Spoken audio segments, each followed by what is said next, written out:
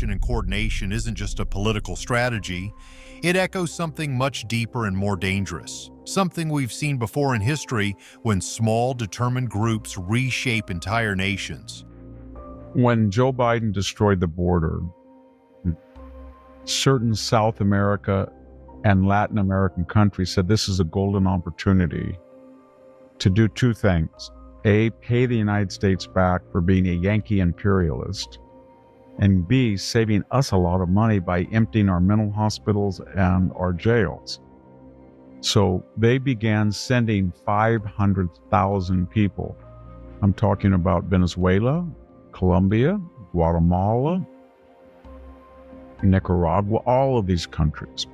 Chile and Peru, Ecuador, they were all coming up. And then the Biden team said to themselves, we're just going to open the borders.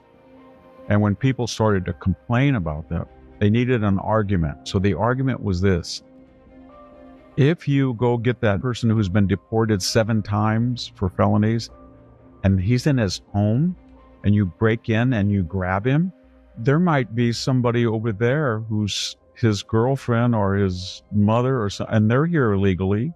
And that's not fair, because then you're going to ask their status and they might have to be deported, because basically they're saying, we're going to break the law. We're going to ignore federal. We're neo-Confederates. We believe in South Carolina 1832 nullification.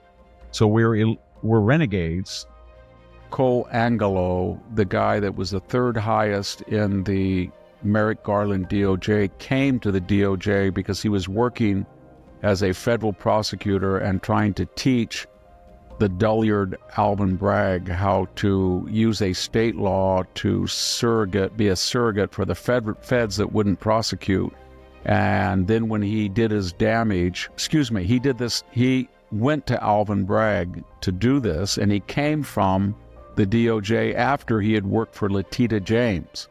So here you have a guy going after Trump, getting that big settlement to bankrupt him, going into Merrick Garland's DOJ, then saying, you know what, it's November 18, 2022. Today we appointed Jack Smith, federal prosecutor. Today Nathan Wade and Fannie Willis's boyfriend is in the White House. We're instructing him and Mr. Coangelo, get back out there and do with Alvin Bragg what you did for Letitia James, all the same day. They deliberately, and then the second part of the theory is then they got together and said, now Mayorkas has got kind of, make sure he says Alejandro Mayorkas. So he was a Cuban aristocrat, but he was going to pose as a Latino, and he was going to lie to everybody and say, the border is secure. The border is secure. And they would say, it was kind of like the CNN tape during the rioting, or was it the MSNBC? The demonstrations were largely peaceful, and then the buildings are in flames behind their head. Well, they were looking at all of this. So they said, Alejandro can lie very well. He'll just keep saying it, and they may impeach him, but just tell him that. And our left-wing MSNBC and NBC, PBS, NPR, they will lie, and they will get the narrative. And that's what they did for 4 years. So they knew what they were doing. I go to Florida, Nevada. I say, I lived in California, and I said, why did you move out? Because I'm not an idiot, Victor.